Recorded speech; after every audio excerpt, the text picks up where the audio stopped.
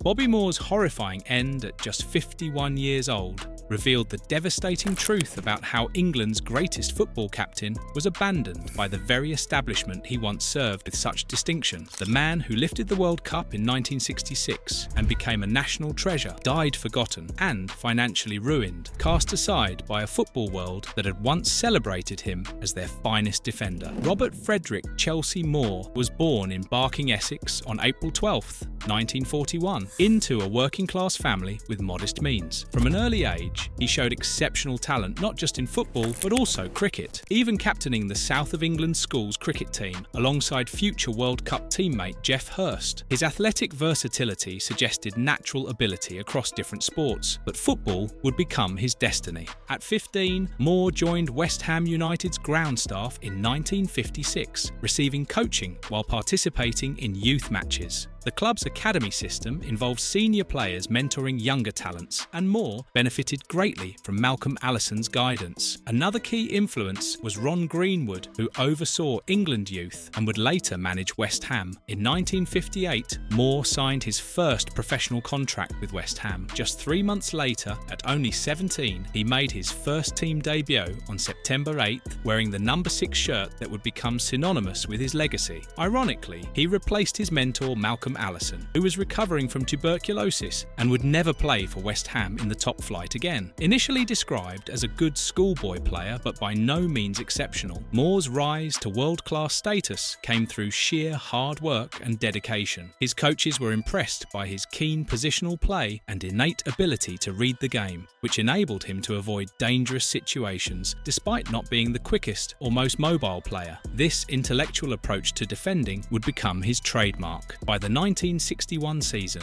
Moore had established himself as a pivotal first-team figure. His presence ushered in a golden period for West Ham. He led the club to their first major trophy, the FA Cup, in 1964 with a 3-2 victory over Preston North End. The following year, he captained West Ham to European glory, winning the Cup Winners' Cup by defeating 1-8-6-0 Munich 2-0 at Wembley. Moore's exceptional performances earned him significant individual recognition. He won the Football Writers Association Footballer of the Year award in 1964 and was named West Ham Player of the Year 4 times between 1961 and 1970. During his 16-season tenure, he made 646 league and cup appearances, contributing 27 goals. His leadership qualities quickly became apparent, and he first captained his country in 1963, receiving the permanent captaincy during 1964 friendlies. He would accumulate 108 caps for England, 90 as captain, a record for an outfield player that stood until David Beckham surpassed it in 2009.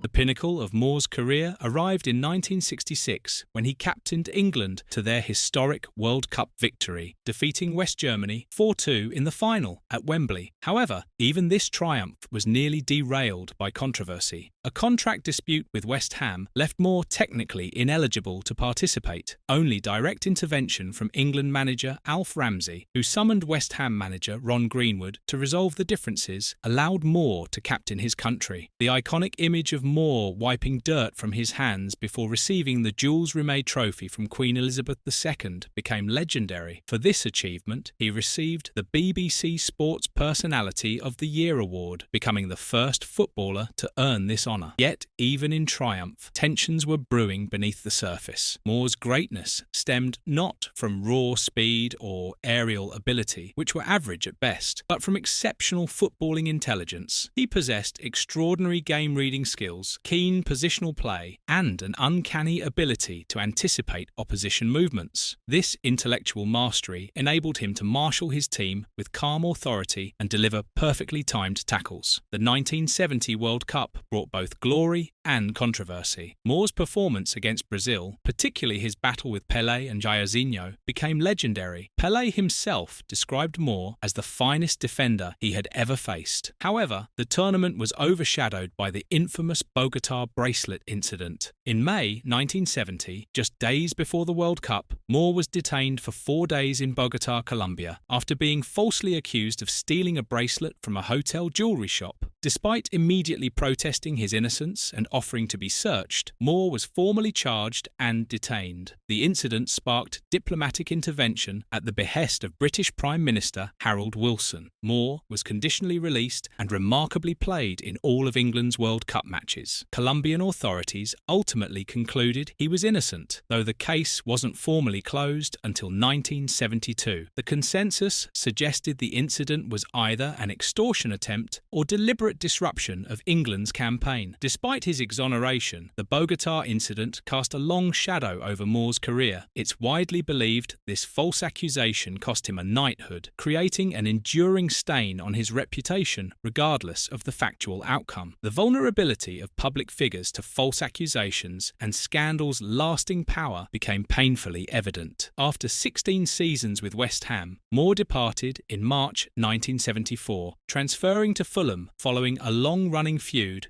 with manager Ron Greenwood. The relationship had deteriorated to the point where Greenwood allegedly blocked Moore's lucrative transfer opportunities. At Fulham, Moore played 124 games before brief spells in the United States with San Antonio Thunder and Seattle Sounders, and in Denmark. Despite his vast experience and unparalleled leadership credentials, Moore faced significant challenges in post-playing management. He struggled in coaching roles with non-league Oxford City, Hong Kong's Eastern AA, and Southend United. A particularly devastating episode involved missing out on the Watford manager's position despite a handshake agreement with chairman Elton John. Other directors' concerns about Moore's lack of experience in that specific division cost him the opportunity. Moore often expressed feeling shunned by the footballing establishment and cast into darkness by the wider football world. Harry Redknapp openly accused West Ham of betraying Moore after retirement, citing instances where he was asked to leave Upton Park for not possessing the correct ticket. The Football Association also failed to offer him meaningful coaching or ambassador roles. The rigid system failed to value his immense playing experience and leadership qualities in a managerial context. Compared to contemporary footballers, players of Moore's era were poorly paid. His 1966 World Cup bonus was a modest £1,000,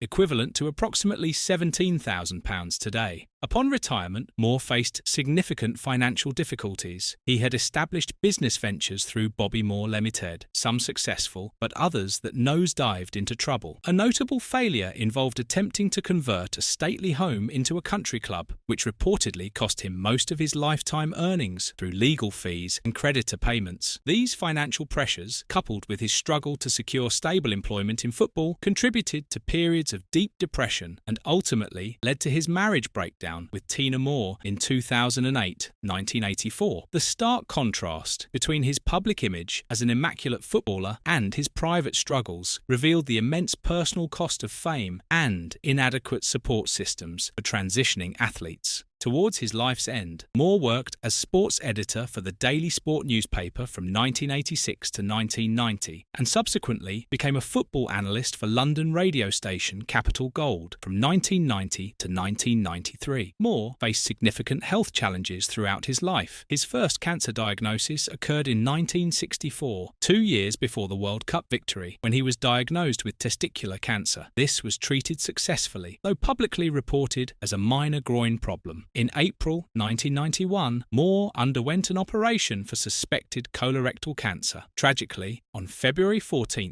1993, Moore announced he was suffering from advanced colorectal and liver cancer. Just 7 days later, on February the 24th, 1993, Bobby Moore passed away at age 51. He was the first member of England's 1966 World Cup winning side to die. Moore's death sent shockwaves through the football world. His funeral was held at Putney Vale Crematorium, with the first West Ham home game after his death seeing the Boleyn ground awash with floral tributes. Fellow World Cup winners Geoff Hurst and Martin Peters placed a floral replica of his number 6 shirt on the centre spot. A public service at Westminster Abbey on June 28, 1993, was attended by all surviving members of the 1966 team. These posthumous honours suggested collective realisation of his immense importance and desire to honour him appropriately in death, potentially compensating for past oversights. When viewed against the earlier narrative of his shunning by the football establishment, these tributes represented a form of redress for previous neglect. Moore's legacy extends through various memorials, including bronze statues at Wembley Stadium and West Ham's grounds. The club officially retired his number 6 shirt in 2008. He was inducted into the English Football Hall of Fame in 2002 and named in the BBC's 100 Greatest Britons. Perhaps most significantly, the Bobby Moore Fund for Cancer Research UK, established by his widow Stephanie Moore, has raised over £31 million